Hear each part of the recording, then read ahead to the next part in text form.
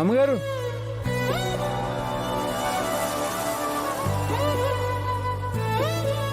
ఏంటి కిట్టయ్యా? మీరు గోరింటాకు అడిగారు కదా అమ్మగారు, ఇదిగోండి గోరింటాకు. ఓ తెచ్చావా? హ్మ్. అమ్మ గాయత్రి, ఈ గోరింటాకు తీసుకో. అమ్మగారు, మిమ్మల్ని ఒక మాట అడగచ్చా? అడుగు కిట్టయ్యా. అది కాదు అమ్మగారు, ఇన్ని రోజుల నుంచి మీరు ఎప్పుడూ గోరింటాకు అడగలేదు, ఇప్పుడు తీసుకురమ్మని ఎందుకు అడిగారు? ఏం లేదు కిట్టయ్యా, రేపటి నుంచి ఆషాఢ మాసం కదా, రేపు అమ్మవారి పూజ చేసుకుని భర్త చేత భార్యలు గోరింటాకు పెట్టించుకుంటే చాలా మంచిదని ప్రశస్తి. అందుకనే నిన్ను గోరింటాకు తీసుకురమ్మని చెప్పాను. ఓ, భర్త భార్యకి గోరింటాకు పెట్టాలా? కిట్టయ్య, నువ్వు ఊరివాడివే కదా, ఇవన్నీ ఊరి వాళ్ళకి బాగా తెలుస్తాయి కదా, మరి నీకు తెలియకపోవడం ఏంటి? ఆహా, ఇవన్నీ నాకు బాగా తెలుసమ్మా.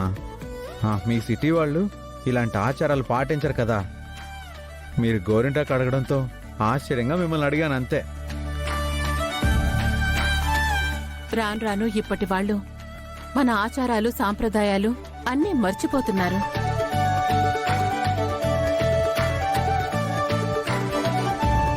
అందుకే కొన్ని పండుగలు కూడా చిన్నగా కనుమరుగైపోయి ఎవ్వరూ ఆ పండుగలే చేసుకోవట్లేదు. అత్తయ్య, ఇది కలియుగం కదా, అవసరానికి మనిషిని వాడుకున్నట్టు అవసరం ఉంటేనే దేవుడు కూడా ఈ మనుషులకి గుర్తొస్తున్నాడు. అదే దేవుడితో ఏ అవసరమూ లేదు అంటే దేవుణ్ణి కూడా మర్చిపోతారు ఈ మనుషులు. అమ్మా గాయత్రి, గోరింటాకుని జాగ్రత్త చెయ్యి. అలాగే అత్తయ్య.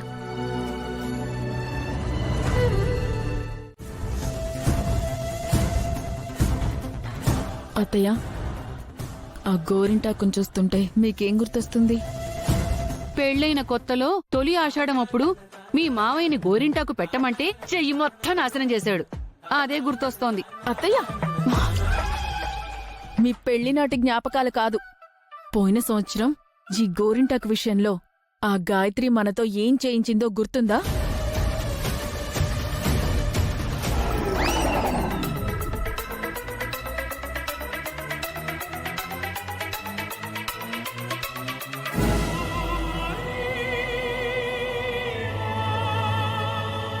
అబ్బా, అమ్మో, అప్పుడు ఆ గాయత్రి మన ప్లాన్ ని మనకే రివర్స్ కొట్టి ఈ చేతుల్ని పేడలో పెట్టి ఇప్పుడు ఆ గోరింటాకుని చూస్తుంటే నాకు ఆ గాయత్రి చేసిన అవమానమే గుర్తొస్తుంది అత్తయ్య. ఈ అవమానానికి మనం ప్రతీకారం తీర్చుకోవాల్సిందేనే. తీర్చుకోకుండా ఎలా ఉంటానత్తయ్య?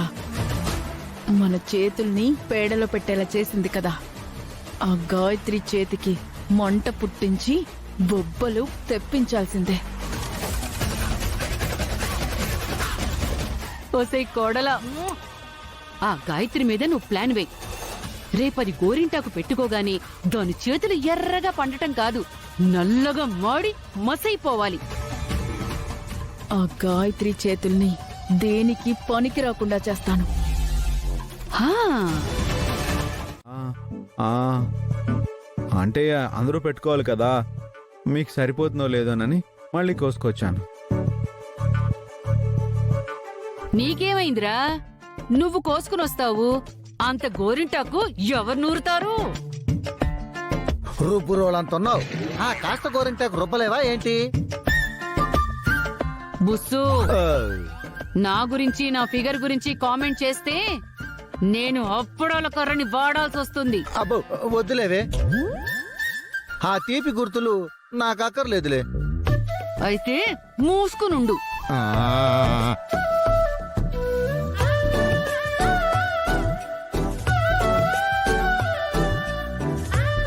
హలో, యా, ఏంటక్క అలా చూస్తున్నావు? ఆ యాక్సిడెంట్ అవ్వక ముందు ఇలాగే ఆషాఢ మాసం వచ్చినప్పుడు నువ్వే దగ్గరుండి ఇవన్నీ చేసావు కదా. అమ్మో, అప్పుడు చేసింది నేను కాదు, ఆ ఒరిజినల్ త్రిపుర. నాకు ఈ గోరింటాకంటేనే మహా చిరాకు. ఈ చేతికి రిక్షా హ్యాండిలో మంచి రాడో సూట్ అవుతుంది కానీ ఈ గోరింటాకులు అవి ఏమీ సూట్ అవ్వవు. ఏంటక్క ఏం మాట్లాడట్లేదు? గాయత్రి ఏం లేదు.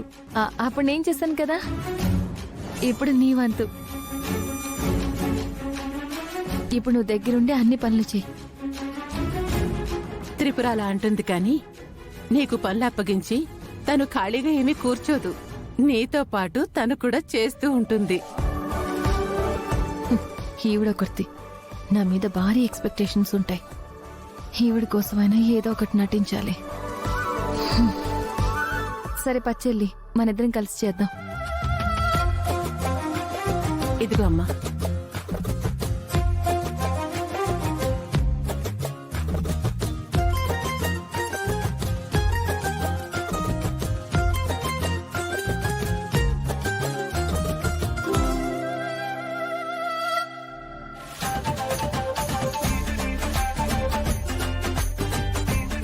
కిటే, ఈ కెమెరాని పట్టుకొని మొత్తం జరుగుతుందంతా క్యాప్చర్ చేయి. అలాగే అయ్యా.